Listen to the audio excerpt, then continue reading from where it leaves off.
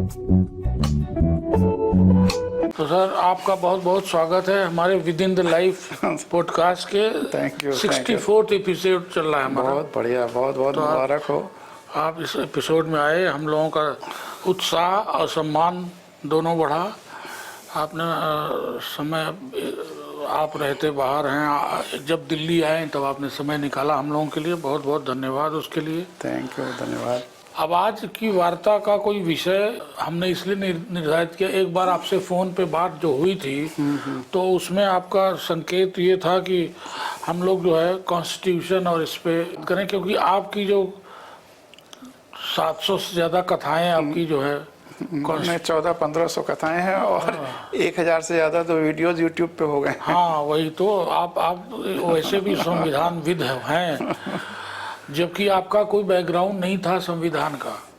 हाँ वैसे तो नहीं था, आपका तो बैकग्राउंड नहीं था आपका, तो आप तो साइंस के व्यक्ति थे ना। हाँ साइंस के रहे, लेकिन बाद में नौकरी के दौरे ने MBA और लॉ तो कर ही लिया था। नहीं वो तो ठीक लेकिन है, बेसिक पढ़ाई तो MSc फिजिक्स ही रही। वही तो, आप फिजिक्स पढ़ के और आप संविधान में इतना गूढ़ चले गए और उसको सरल भाषा में, बच्चों की भाषा में सबको समझाना, ये बहुत बड़ा काम आपने किया था, किया है और कर रहे हैं। अच्छा अभी भी इसका अरे वो तो जब तक भारत के हर नागरिक को संविधान की जानकारी नहीं हो जाएगी, हाँ। तब तक ये हमारा क्रूसेड, महायज्ञ या दूसरी आज़ादी की लड़ाई चलती ही रहेगी।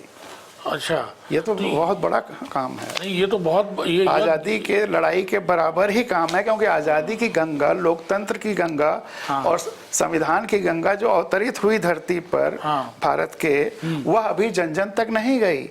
भारत का आम जानता ही नहीं आम आदमी कि वो मालिक है। हाँ। तो जब तक उसको मालिक का भान नहीं आएगा, हाँ। तब तक सही वोट कैसे देगा? वो अपने सेवक को कौन सही काम कर सकता है, उसको चुनेगा कैसे? इसलिए हर नागरिक को संविधान जानना उतना ही जरूरी है जितना कि लड़ाई। और आज़ादी के वो 8 लाख शहीद जिन्होंने अपनी जान कुर्बान की 1857 से 1947 तक, उनके सपने फांसी के फंदे पर झूलते समय क्या सपने थे, वो अगर कहीं लिखा है, कोई दस्तावेज है, तो भारत का संविधान है। लेकिन दुर्भाग्य यह है कि लोग जानते ही नहीं है। 1400-1500 संविधान कथाओं में देश भर में जब हम लोग पूछते हैं कि संविधान जानते हो, या कम से कम इतना कि देश का मालिक कौन है ये बताओ, तो कहीं आज तक नहीं पता चला कि हम भारत के लोग मालिक हैं। वो भावना भरनी, और संविधान में पहला मूल कर्तव्य, फर्स्ट फंडामेंटल ड्यूटी, सबसे जरूरी कानून है कि देश के हर नागरिक को संविधान का पालन करना है और उसके आदर्शों, राष्ट्रध्वज, राष्ट्र का तो पालन तभी करेगा जब संविधान। तो संविधान बताना तो पहला काम है, आजादी के बाद ही होना शुरू हो जाना चाहिए था, लेकिन आज तक नहीं हुआ। तो ईश्वर मुझी से कराना चाहता था। पिछले 11 साल से सोते जागते बस यही कर रहा हूँ। व्यवस्थाएं नहीं करेंगे, वो तो बाधा डालती हैं। हाँ। ये जनता की सशक्तिकरण की बात है, तो जनता को ही करना है। तो इसी पे मेरी वो शेर कह दे, फिर तुम आगे सवाल पर कि जुगनुओं को मिलजुल कर ढूंढ जोड़कर सूरज बनाना है। हाँ। हर हाल में इस देश, धरा और लोकतंत्र को जगमगाना है। लोकतंत्र का सूरज लाना है इस देश में। बहुत बढ़िया। अभी तो राजतंत्र चल रहा है, लोकतंत्र कहाँ है? तो राजशाही का ही स्वरूप चल रहा है। डेमोक्रेसी के नाम पे साम दाम दंड वेग। जब लोकतंत्र आ जाएगा तो सेवा, सत्य और अहिंसा हो जाएगा सब कुछ। बहुत खूबसूरत आपका जो है ये सोच है। अच्छा, ये जो आज की परिस्थितियों में जो ये आप कर रहे हैं, तो इस तरह से क्या राहुल गांधी यही काम नहीं कर रहे हैं? किसी व्यक्ति की तो बात करते नहीं हैं। हाँ, लेकिन आज की जितनी पार्टियां हैं सब एक ही थैली के चट्टे पट्टे हैं। जो भी करोड़ों खर्च करके चुनाव जीत रहा है, चाहे X पार्टी का हो, Y पार्टी का हो, अपना खर्च कर रहा हो, पूंजीपति का खर्च कर रहा हो, वह जीतने के बाद उन्हीं की बात करेगा, जनता की बात नहीं करेगा। और जबकि लोकतंत्र का यही अर्थ है कि ये जो तीनों पालिकाएं हैं, विधान वाली, विधायिका, कार्यपालिका और न्यायपालिका, तीनों सेवा के लिए हैं। न्यायपालिका न्याय की सेवा के लिए, कार्यपालिका जो डिसीजंस विधायिका के लोग करें उसका इम्प्लीमेंटेशन, और विधायिका का काम, MPs MLAs काम है कि वह जनता की आवाज़ को वहाँ विधानसभा, लोकसभा में रखें। जीतने के बाद किसी भी मुद्दे पर बहस करते समय या वोट देते समय जिसने उनको चुना है आके उनसे पूछे कि आपके क्या राय है, मैं इसको वहां बोलूं, ना कि वो पार्टी लाइन पर बोलने लगे। ना कि वो अपनी बात बोलने लगे, ना कि वो जिस पूंजीपति ने उसको फाइनेंस किया है उसकी बात बोलने लगे, तो वही लोकतंत्र की हत्या हो जाती है। तो इसलिए सच्चा लोकतंत्र ये आएगा। और मैं कहता हूं पूरे देश में ये बात आपके माध्यम से भी फैलना चाहिए कि वोट देते समय नागरिकों को, चाहे विधानसभा या लोकसभा के लिए वोटिंग कर रहे हो, एक शपथ पत्र लेना चाहिए जो भी विधायक या सांसद जो आ रहा है उसका, कि आप चाहे सर्कुलेट करो, चाहे इश्तेहार लगवाओ, लेकिन ये शपथ पत्र लेकर के सार्वजनिक करो कि मैं जीतने के बाद हर मुद्दे पर वोट देते समय आपसे आकर के पूछूंगा कि मैं वहां क्या बोलूं या क्या वोट दूं। लोकतंत्र की हत्या नहीं होने दूंगा। जो ये प्रत्याशी शपथ पत्र दे रहा है उसी को वोट दीजिए, चाहे वो निर्दल हो या किसी पार्टी का हो। और दूसरा एक और उसमें, हिंदुस्तान अकेला देश है पूरी दुनिया में जहां मालिकों का, नागरिकों का रास्ता रोक करके इन सेवकों को गुजारा जाता है। तुम भी कितने देशों में गए होगे, किसी देश में ऐसा नहीं है कि हेड ऑफ स्टेट जा रहा है। हेड ऑफ स्टेट है वो केवल हायरार्की में है, व्यवस्था, प्रधान सेवक है, जो कि हमारे प्रधानमंत्री ने भी कह दिया था। तो अगर वो सेवक है, चाहे वो प्रधान हो, चाहे मध्यम हो, चाहे कनिष्ठ हो, उसके आने जाने से मालिक का रास्ता कैसे रोका जा सकता है? दुनिया में कहीं नहीं है। तो दूसरा शपथ पत्र में दूसरा बिंदु ये है कि अगर हमारी पार्टी सत्ता में आ गई तो हमारे पार्टी के प्रधानमंत्री, मुख्यमंत्री या इवन राष्ट्रपति के आने जाने से जनता का रास्ता नहीं रोका जाएगा। और अगर ऐसा नहीं करवा पाता हूं मैं, तो मैं फिर रिजाइन करके दोबारा आकर के इलेक्शन। लोकतंत्र को जड़ों में स्थापित करना है। तो लोकतंत्र को जड़ों में स्थापित करने के लिए तो कहीं ऐसा तो नहीं है कि सर आप पार्टी लेस डेमोक्रेसी की बात कर रहे हैं? हम उस मुद्दे पे जाते ही नहीं कि पार्टी लेस हो कि पार्टी सहित हो। जनता सशक्त हो, जनता की आवाज वहां पहुंचे और जनता के लिए कार्य हो। तो जनता तो तभी सशक्त होगी जब पार्टियां इररिलेवेंट हो जाएंगी, पार्टियां सेकेंडरी हो जाएंगी, जनता सुप्रीम हो जाएगी। वो तो होना ही है। नहीं तो फिर इसका मतलब कार्ल मार्क्स की बात आ जाएगी। हम किसी पुराने फिलोसफर्स की भी बात नहीं कर रहे हैं। कम्युनिज्म में भी बहुत सी सारी कमियां हैं और वहां भी जब तक जनता का नियंत्रण नहीं होगा, नहीं तो उसका कोई ना कोई विधान एक बनाना पड़ेगा ना। तो विधान भविष्य जो है, थेसिस, एंटीथेसिस, सिंथेसिस होता है। भविष्य अब जो जहां हम 21वीं सदी में खड़े हैं, वहां पुराने सारे फिलोसफर से आगे जा करके हमको लोकतंत्र को स्थापित करना है। और जो दूसरा लोकतंत्र के साथ साथ एक बहुत बड़ा और मुद्दा है, वह धरती, ये सारे देश भी सेकेंडरी होने हैं। धरती ज्यादा कंसर्न होना है हमारे क्षेत्र में। आज दुनिया में सबसे बड़ी समस्या अगर कोई है, व्यवस्थाओं की जो समस्या है ही, जनता की जो समस्या है वो तो है ही, हमारी धरती माँ की समस्या है। हमारी धरती माँ बीमार है, उसको बुखार है, ग्लोबल वार्मिंग, उसको सीवियर डिहाइड्रेशन है। जो वाटर लेवल तुम अपने गांव में देखे होगे, जो 15-20 फीट होता था, 250-300 फीट नीचे चला गया है। इससे ज्यादा डिहाइड्रेशन क्या होगा? हम क्या चाहते हैं? और धरती माँ अगर खत्म हो गई तो हम सब खत्म हो जाएंगे। तो धरती माँ को बचाना हमारे अपने कंसर्न के साथ साथ ये भी हर समय हर कदम पर ये ध्यान भी रखना हो। तो इस तरह का जो आप कथा सुना, और ये संविधान में है, ड्यूटीज में भी है, हर आदमी के व्यवस्थाओं के भी है कि हमें धरती बचाना है, पर्यावरण बचाना है, इकोलॉजी बचानी है, नदियों को बचाना है, सबको बचाना, जीवों को बचाना, ये हमारे संविधान में है। हाँ वो तो है ही है, ड्यूटीज में तो है ही है ना। ड्यूटीज में दोनों, हमारे संविधान में 2 ड्यूटीज है, एक व्यक्तियों की और एक गवर्नमेंट की। क्या ड्यूटी है? वो भी directive principles of state policy, क्या स्टेट पॉलिसी है, वही है। नहीं तो आपको अभी भी कुछ आशा नजर आती है? जो अभी जो स्थितियां बनी हैं नेपाल में, बांग्लादेश में और इन सब जगहों पे, जो जेन जी का जो रिवॉल्यूशन आ रहा है, तो आप जिस तरह का रख रहे हैं वो जेन जी को भी प्रभावित करेगा। तो फिर भारत में भी जनतंत्र की रक्षा करने के लिए कुछ ऐसे सोच होनी चाहिए कि कैसे बचें, क्योंकि हम लोग कहाँ संविधान का पालन कर रहे हैं, कुछ कोई नहीं कर रहा है। संविधान का पालन इसलिए नहीं कर रहे हैं कि नहीं जान रहे हैं जो लोग। अगर जनता जान जाएगी तो अपने आप पालन होने लगेगा।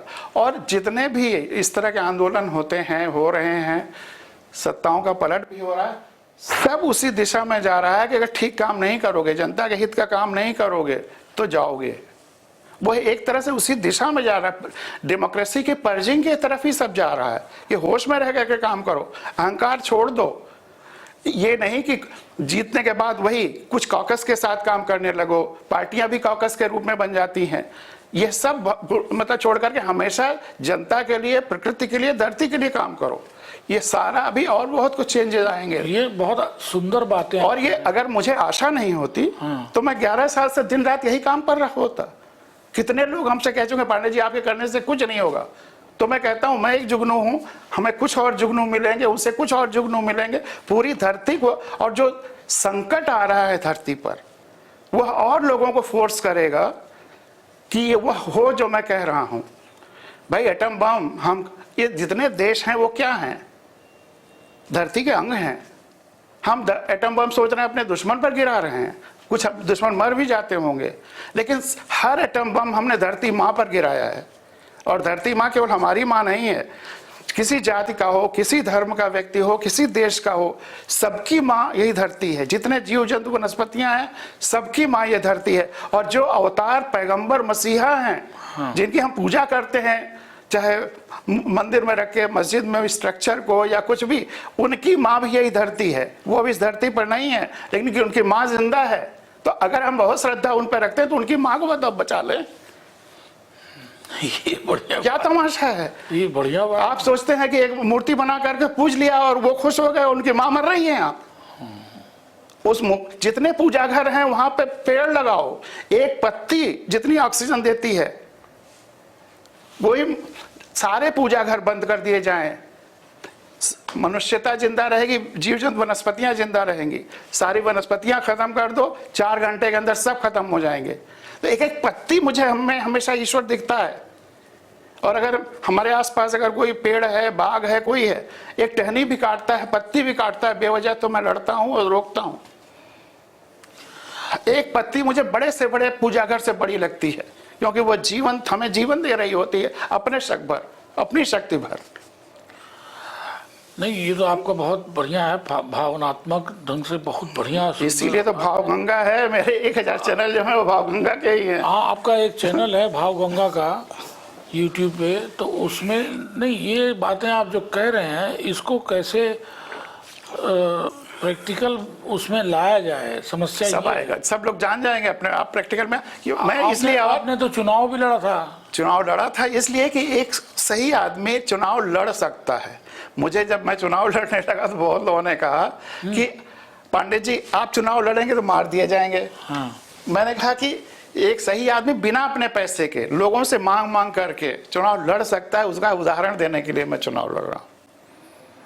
नहीं तो उसको कितने लोग समझते हैं इस बात को? तो जब उसके लिए होमवर्क होना चाहिए ना। और इसका स्टूडेंट होने का यही फायदा है कि बहुत सारे फिनोमेनाज कैसे इवॉल्व होते हैं। एटम से इवॉल्व होता है, सॉलिड स्टेट फिजिक्स ये बताता है कोई चीज़ अगर एटॉमिक लेवल पे, छोटे लेवल पे, माइक्रो लेवल पे होने लगता है तो मैक्रो लेवल पे होता है।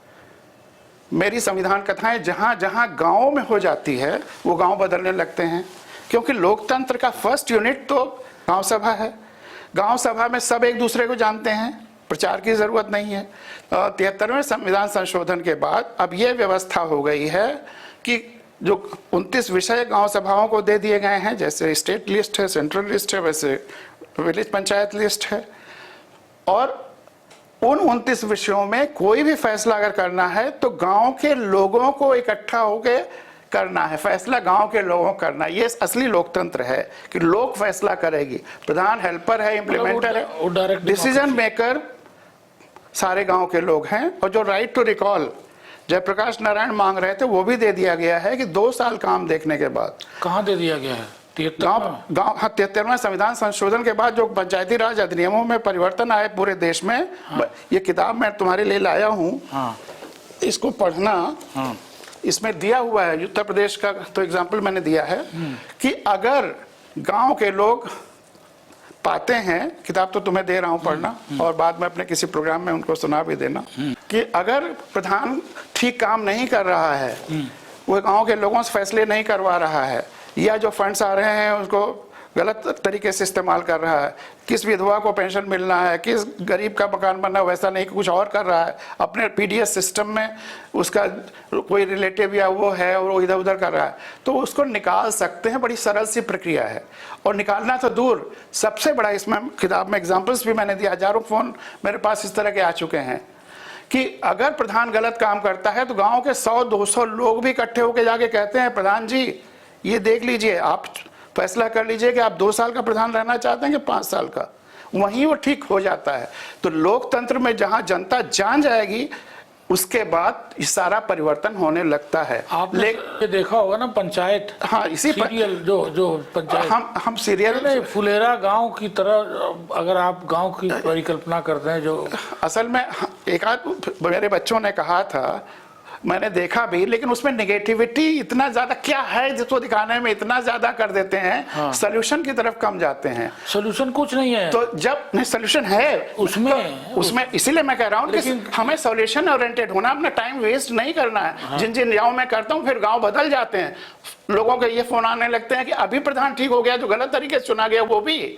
तो हमें सोल्यूशन ओरिएंटेड देना, टाइम हमारे पास भी टाइम कम है, तुम्हारे पास भी टाइम कम है, हाँ। और काम बहुत बड़ा है। तो जितना समय होगा सकारात्मक पॉजिटिव इस्तेमाल करेंगे, गलत चीजों में नहीं लगाएंगे। नेगेटिविटी, हम कीचड़ मथने से कुछ नहीं होगा, हमें दिया जलाना है, सोल्यूशन देना है।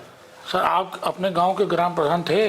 नहीं मैं नहीं था। मैं था। हाँ मैं तो अपने गांव को ग्राम प्रधान रहे, 5 साल ग्राम प्रधानी किया है मैंने। इसलिए जो समस्याएं हैं जो हमारे सामने आई उसको सकारात्मक, हमारी सोच सकारात्मक रही, लेकिन उसमें हमको फिर कुछ भी न होता हुआ दिखाई दिया। तुम कब से कब तक थे?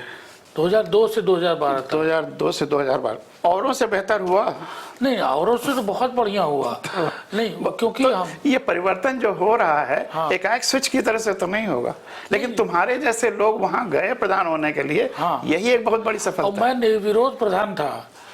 मुझको जो है वो यूपी गवर्नमेंट ने कलर टीवी हमारी ग्राम पंचायत को इनाम दिया, क्योंकि आपने चुनाव में खर्च कराया नहीं। बहुत बढ़िया, बहुत बढ़िया। यही जो तुम बात करो, यही मैं अगला कहने वाला था। हाँ। कि ऐसे लोग जब प्रधान चुन लिए जाते हैं, हाँ। जैसे जिसके पास कोई संसाधन नहीं, पैसा भी नहीं खर्च कर, 80-90 लाख रुपए खर्च कर देते हैं प्रधानी चुनाव में, पैसा नहीं, लेकिन तुमने नहीं किया। और जो कहते हैं कि हम केवल ये जो 2 बातें हैं संविधान के अनुसार, उसके हिसाब से 1 पैसा भी आपसे फैसला कराएंगे, सही होगा, इसी बात पर वोट उन्हें मिल जाता है। लेकिन उनको लोग डराते धमकाते हैं कि जब तुम जीत जाओगे तो ब्लॉक लेवल से, डिस्ट्रिक्ट लेवल से, पुलिस से लोग तुम पर इतना वो करेंगे कि तुम चला नहीं पाओगे। तो वो भी डरा रहता है शुरू में। लेकिन मजे की बात ये होती है कि चूंकि तमाम सारे जो योजनाएं होती हैं, कोई वर्ल्ड बैंक की, कोई सेंट्रल गवर्नमेंट की, तो वो जो योजनाएं हैं उसमें चूंकि वो सही काम करता है तो कई गुना ज्यादा औरों की तुलना में काम हो जाता है। प्लस लोग जब सही काम होने लगता है इतना सहयोग देते हैं, बच्चे श्रमदान करते हैं कि औरों की तुलना में कई ज्यादा गुना काम हो जाता है। और फिर दिखाने के लिए भी मॉडल के रूप में उन्हीं को पेश किया जाता है जो डरा हुआ था बेचारा। ये भी हुआ नहीं। देखिए हमारे साथ हुआ क्या कि जब हमने ग्राम प्रधानी छोड़ी, हमने रिजाइन किया, 4.5 साल पूरा नहीं किए, हमने रिजाइन किया। तो उस समय जो गवर्नमेंट का फंड था वो बहुत अकाउंट में था पड़ा हुआ हमारे। उसको लोगों ने हमको बहुत कहा कि अरे इसको खर्चा कर दीजिए, खर्चा कर दीजिए। हमने कहा क्यों खर्चा कर दें, जब चीज़ें अपने हाथ से आप लोग सड़क बना ले रहे हैं, तालाब खोल ले रहे हैं, जो उसका पैसा होगा वो हम देंगे, ऐसे ही खर्चा कर देने का क्या मतलब मैं विवाद का जब छोड़ने लगा तब मुझसे लोगों ने कहा आपने पूरा जो है सत्यानाश कर दिया, प्रधानी में पैसा लोग बांटते हैं, आप बिना बांटे पैसा प्रधान हुए इसलिए आपको पैसे की दर्द नहीं है। तो कहने का मतलब इस तरह की फीलिंग हमको मिली। हम जो हरिजन बस्तियाँ थी, ऐसी बस्तियाँ जहाँ पे कोई नहीं जाता था, उसमें जाके मैंने खुद जो है उनकी नाली साफ कराया, ये किया, और उन लोगों ने बहुत उत्सुकता से किया। मैंने तो इन चीज़ों को देखने में जो आपकी फीलिंग है आज, वो फीलिंग में उस समय रही होगी, इसीलिए तो मैंने ग्राम प्रधानी का वो किया। मेरे घर में मेरे लोगों ने विरोध किया, सब ने किया कि ये मत करिए, जैसे आपको विरोध कर रहे हैं लोग, वैसे उन लोगों ने विरोध किया कि नहीं नहीं ऐसा मत करिए, आप हरिजन बस्ती में जाते हैं, ये है, नहाना पड़ता है, ये। हमने कहा ये सब कुछ नहीं करना है, हमको करना। हमारे घर पे पूरी बारात आ जाती थी सुबह सुबह पंचायत लेके। बहुत बढ़िया।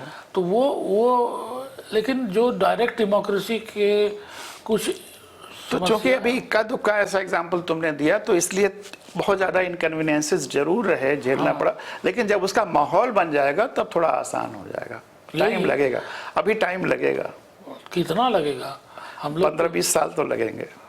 15-20 साल हम रहेंगे कि तब तक नहीं रहेंगे ये पता नहीं, लेकिन इस तरह का जो अभी जो हो रहा है। लेकिन ये तुम्हारा पॉडकास्ट रहेगा, तुम्हारी बातें रहेंगी, तुम्हारे सपने रहेंगे, तुम्हारे कल्पनाएं रहेंगी, कोई खत्म नहीं होता है। हमारा सपना आप ही वाला सपना है। तो भाई इसीलिए तो। नहीं, आपने बहुत अच्छा किया, लेकिन आप खुद भी चुनाव लड़े, तो वही जो मैं उस चुनाव लड़ने को ही जीत मानता हूँ। स्टेप बाय स्टेप होगा ना। एक साहब ने तो कहा कि पांडे जी, क्या आपके सर से ये चुनाव लड़ने का भूत उतर गया? मैंने कहा कि हमारा भूत तो तब उतरेगा कि जब संविधान सब लोग जान जाएंगे, सब लोग सही लोगों को वोट देने लगेंगे और ये बातें हर आदमी तक पहुंच। तो आपके उदाहरण में कोई ऐसा गांव आपने जो आपसे की कथा सुन के, संविधान कथाएं सुन के जो परिवर्तित हुआ है, ऐसे कौन से गांव हैं? मैं 200 गाँव के तुम्हारे पास फ़ोन नंबर नाम भेज देंगे, तुम वहाँ भी चलो, वहाँ पॉडकास्ट करो, वहाँ पे लोगों से पूछो, उनका जो प्रधान है उनके बारे में या रहे हैं उनके अनुभव लो। नहीं, जरूर चाहेंगे। तो उसके छोटी छोटी वीडियो फिल्म बनाई जाए। हाँ, बहुत अच्छा लगेगा हमको, क्योंकि हम जानना चाहते हैं कि इस तरह की जो आइडियलिस्टिक बात आपने की होगी गाँव में उन लोगों से। आइडियलिस्टिक नहीं, फैक्चुअल। तो अभी तो आइडियोलॉजिकल संविधान जानना एक आइडियोलॉजिकल फैक्ट है, और फिर उसको जो अपने तो तरह से प्रैक्टिकल करके देखे हैं तो ना? हाँ, तो वही उस पर प्रैक्टिकल जो उन्होंने कहा है वो भी, तो उसको आप जो है भेजिएगा, हम इसमें बिल्कुल इंक्लूड करेंगे। हाँ, कि इस तरह से इतने ये परिवर्तन, ये ज्यादातर गांव जो है यूपी में होंगे। अभी तो ज़्यादातर गांव यूपी में है, आगरा की तरफ है, राधा कृष्ण एक लड़का बहुत अच्छा कर रहा है, बलिया में है, कई जगह। तो आप उन गाँव के एक ढंग से आप अमान्य या सर्वमान्य प्रधान आप ही हुए हैं। नहीं, हम कहीं पॉजिटिव होने की कोई कोशिश नहीं करते हैं। हाँ। वही प्रधान ही सब तो कुछ। आप जब जाते हैं इन गाँव नहीं, फिर हम दोबारा नहीं, हमको और गाँव को देखने होते हैं। आप कभी भी रिविजिट की जरूरत नहीं, पहले बाकी को जहाँ एकदम अंधेरा है वहाँ चले, जहाँ थोड़ा जुगनू आ गए हैं फिर वहाँ समय और न देकर के आगे बढ़े। नहीं, तो बहुत बड़ी बात है। तो इस कुछ लोगों में जिसमें जिन जुगनुओं को आपने जगाया है, उन जुगनुओं में कोई एक जुगनू को भी हमारे पास भेजिए। हाँ, जरूर भेजेंगे, बिल्कुल तो जरूर उससे भी बहुत अच्छा रहेगा बात करके। और कई कई किस तरह की चीज़ें होती हैं जहाँ आप भावना के साथ और शुद्धता के साथ संपूर्ण धरती से और ब्रह्मांड से जुड़ा होकर के बात करते हैं, तो बड़ा असर होता है। आईआईटी कानपुर में जब 2006-07 के आसपास बहुत सुसाइड होने लगे थे, तो उन लोगों ने मुझे बुलाया था। मेरे कई लेक्चर्स हुए थे, सुसाइड रुक जाएं बच्चों के। तो अब वहाँ 2007 में एक लड़का ऋषभ बटोला, वो उस समय पढ़ रहा था आईआईटी कानपुर में कंप्यूटर साइंस में, कल मुझसे मिलने आया। उसके पास मेरा नंबर था, मैंने भेज दिया था कि मैं दिल्ली आ रहा हूँ। तो उसने कहा कि आपका वो बातें हैं उस समय का, आपकी बातचीत, फिर आपने कुछ कविताएं भी अपनी सुनाई जो इस तरह से जुड़ी हुई थी, और मैं भी कविता लिखता हूँ, तो मैंने आपको कविता सुनाई थी, आपको बहुत अच्छा लगा था, और बहुत अच्छा काम कर रहा है ग्रीन, धरती को ग्रीन रखने के लिए और धरती के लिए बहुत काम कर रहा है अपना, और फ्री बिजनेस भी कर रहा है, तरह तरह पहले नौकरी भी की थी। तो मतलब 18-20 साल तक उसके जहन में मैं पड़ा रहा, और कल मुझसे मिलने आया। अच्छा, नहीं तो बहुत अच्छी बात है। अगर ऐसे लोग हैं तो इसका मतलब दुनिया हर डायमेंशन में। और इस किताब में मेरा फ़ोन नंबर है। माघ मेले में और कुंभ मेले में हम लोग संविधान शिविर लगा के संविधान कथाएं कहते हैं कि इससे पूरे देश में संविधान की बात जाएगी। जो इस किताब को पाता है, जिसको अच्छा लगता है और छपाता है, सबको मैं कहता हूँ ये आपकी किताब है, मेरा कोई कॉपीराइट वगैरह सवाल नहीं है, लोग छाप के बांटते हैं। तो ये जो फ़ोन, इसमें मेरे नंबर्स भी हैं, उसका असर ये होता है कि मेरा नंबर SOS की तरह काम करता है। जब वो आया कोविड, एकाएक लॉकडाउन हुआ, सब कुछ बंद। सूरत में, दादरा नगर हवेली में, हैदराबाद में, कहाँ कहाँ पे, पूना में फ़ोन आने लगे। कभी किसी का फ़ोन आ रहा है कि मैं यहाँ पे अभी अभी ये लॉकडाउन लग गया है और मेरा जो मालिक है सरकार के इंस्ट्रक्शन के बावजूद मुझे पैसा नहीं दिया कि हम अपना चलाएं काम, और मैं भूखों मरने के कगार पे हैं, आप कुछ करिए। मैंने कहा नंबर कहाँ से मिला? तो मेरी दादी नानी कोई गई थी माघ मेले में, वहाँ से किताब लाई, उनसे मैं ले आया हूँ, इसमें आपका नंबर है, और कहीं से मुझे कोई उम्मीद नहीं लिखी। तो मैं बिना किसी उसके कि मेरा असर होगा कि नहीं, जो मैं प्रयास कर सकता हूँ, मैंने कहा मालिक का नंबर दूँ, मैं बात करता हूँ। मैं उसने वहाँ पे मैंने अपना पता दिया, मतलब बताया कि मैं रिटायर्ड प्रिंसिपल चीफ कमिश्नर हूँ, लखनऊ में रहता हूँ, हमारा एक जानने वाला वहाँ पे है, आपके यहाँ काम करता है, और उसको अपने रहने के लिए वहाँ पैसे भी नहीं बचे हैं, तो आप उसका जो वाजिब है वो दे दीजिए। इस तरह कई जगह करना पड़ा, लेकिन हर जगह ऐसा फिर दे दिया लोगों ने। शायद बस इतना प्रभाव पड़ा या जो भी है। कोई एक ऐसा भी था कि जिसको माँ बीमार थी और उसको सूरत से यहाँ आना था, आने कोई रास्ता नहीं था, तो बस ट्रकों के सहारे मैंने कहा जो ट्रक इस तरफ आ रहा हो, मुझसे केवल ट्रक ड्राइवर से बात करा देना, शायद विश्वास की वजह से रख दे। तुम अकेले जाओगे तो नहीं विश्वास होगा, मुझसे बात कराओगे तो शायद विश्वास है। उसको किसी तरह से कानपुर फिर इलाहाबाद तक पहुँच गया वो। तो सर आपने फॉरेस्ट सर्विस में भी थे? हाँ, 1 साल फॉरेस्ट सर्विस में था। तो आपका जो वनस्पति प्रेम है वो फॉरेस्ट सर्विस से आया कि कैसे? नहीं, वनस्पति प्रेम तो मैं आम के पेड़ के नीचे दर्जा 5 तक पढ़ाई हुई, बोरा जोरा लेकर के। हाँ, इसलिए तो उसलिए है, वो पेड़ के नीचे पढ़ता हुआ नन्हा बच्चा वही अभी अंदर जिंदा है। उसको ना मैंने कभी बढ़ाने की कोशिश की, ना उसको मारने की कोशिश की, तो वो जिंदा है, वो जो कहता है तो दधीच की हड्डी में आपका क्या संदेश था? कविता ही सुना दूंगा। नहीं, पूरी कविता हमने पढ़ी है। आपकी सबसे बड़ी है शायद ना वो, काफी। हाँ, धरती जानती है भी बड़ी कविता है, और दधीच कविता के कुछ अंश जरूर सुना देंगे।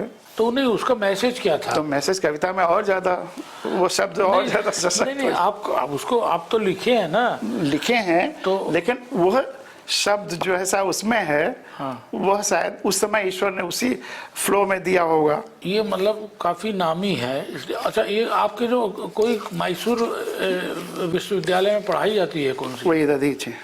दधीच वहाँ पे कोर्स में है? कोर्स में है, ग्रेजुएशन के।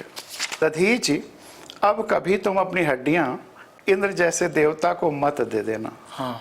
अगर लड़ाई बहुत जरूरी मुद्दे को लेकर हो और बिना तुम्हारी हड्डियों के वज्र के काम न चले, तो अपने ही एक हाथ की हड्डियों का वज्र बनाना और दूसरे हाथ में उसे लेकर स्वयं टूट पड़ना। अच्छा। अगर मुद्दे आपके हैं और संसाधन भी आपका है, तो लड़ाई भी आपको ही लड़नी पड़ेगी, कोई और आपके लिए नहीं लगे। जिसको आप संसाधन दे देंगे फिर वो अपनी लड़ाई। यही हम पकड़ना चाह रहे थे, इस भाव को पकड़ना चाह रहे थे कि क्योंकि दधीच ने तो अपनी हड्डी ही दान कर दी इंद्र के लिए।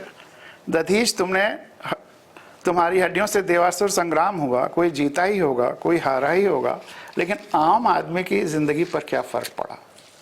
हाँ, एक परंपरा जरूर कायम हो गई कि आम आदमी की हड्डियों पर देवताओं का अधिकार हो गया।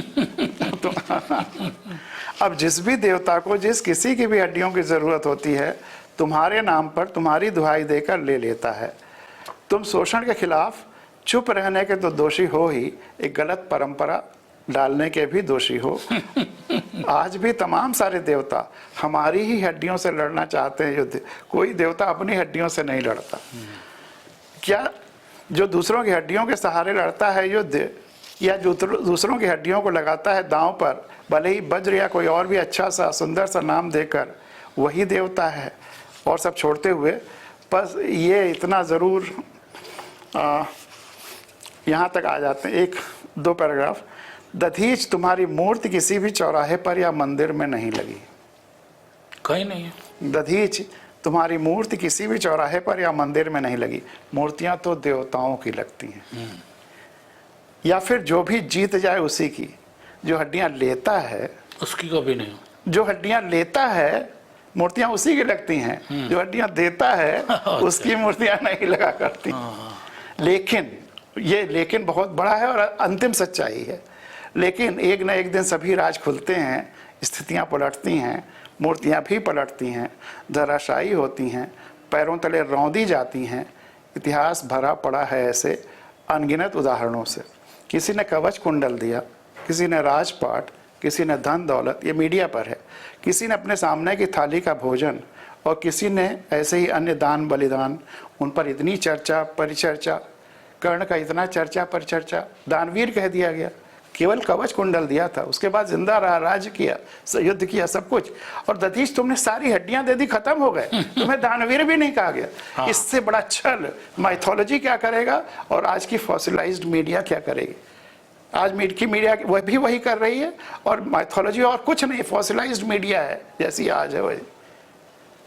बहुत अच्छा शब्द आपने इस्तेमाल किया, फॉसिलाइज्ड। बिल्कुल, माइथोलॉजी टोटल फॉसिलाइज्ड मीडिया है। ऐसे ही मतलब वहाँ शब्द बोलने वाले लिखने वाले तब भी वैसे ही थे, आज भी वैसे हैं। तो किसी ने कवच कुंडल दिया, किसी ने राजपाट, किसी ने धन दौलत, किसी ने अपने सामने की थाली का भोजन, और किसी ने ऐसे ही अन्य दान बलिदान। उन पर इतनी चर्चा परिचर्चा, और दधीच तुमने अपनी सारी हड्डियां दे दी, खुद को तुरंत खत्म कर दिया, कोई चर्चा नहीं, समाज मौन, सब मौन। और अब दधीच पर एक छोटा सा एक पैरा का व्यंग है, वो करते हुए लंबी कविता को यहीं छोड़ देंगे। वैसे छोटी मोटी साधनाओं दान से ही देवताओं में इंद्र में खलबली मच जाती है, और तुम तो साधना की चरम परिणति थे, चरम उत्कर्ष थे। इंद्र स्वयं हड्डियां मांगने आया था। ये बताओ दधीच, ये हड्डियां दे देना तुम्हारी तपस्या थी या इंद्र द्वारा किया गया तुम्हारा तपस्या भंग। अब ये स्टैंजा वही व्यंग वाला। यह भी सुना गया कि किसी ने अपने शरीर का टुकड़ा दान दिया, किसी ने बच्चे के शरीर का टुकड़ा दान दिया, मकरध्वज वगैरह का, किसी ने दान दिया अपने बच्चे को ही। लेकिन और हर धर्मों में है, इस्लाम में भी है, क्रिश्चियनिटी में है, ये बच्चे का दान देना, ये वो बकरीद वगैरह भी इसीलिए मनाया जाता है। लेकिन बाद में पता चला कि वो तो केवल परीक्षा थी, बाद में सब कुछ ठीक ठाक हो गया, सब शरीर वापस हो गए। दधीच, कहीं तुम्हें भ्रम तो नहीं हो रहा था कि इंद्र तुम्हारी परीक्षा ले रहा था और बाद में तुम सब शरीर वापस कर दिए जाओगे। दधीच, ऐसी परीक्षाओं से बचना। और 2 लाइन में सबके लिए, अपने दर्शकों श्रोताओं के लिए और सबके लिए, दधीच, हड्डियों का वज्र बनाने का आधार कभी आवेग, उत्तेजना, निराशा या श्रद्धा को मत बनाना। श्रद्धा को भी, हाँ, दधीच, हड्डियों का वज्र बनाने का आधार कभी उत्तेजना, निराशा या श्रद्धा को मत बनाना। हमेशा न्याय, विवेक और अपनी खुली आंखों को ही बनाना। आजकल जितने बाबा इधर उधर सब तमाम लूट और बलात्कार सब हो रहा है, वो श्रद्धा की वजह से ही तो हो रहा है। श्रद्धा भी बहुत खतरनाक हो सकती। तो ये सर आपका तो बड़ा क्रांतिकारी है। क्रांतिकारी वगैरह नहीं, सीधी सादी बात है। नहीं, बहुत लेकिन अच्छा। क्रांति से हो जाए तो मैं मना भी नहीं करूँ।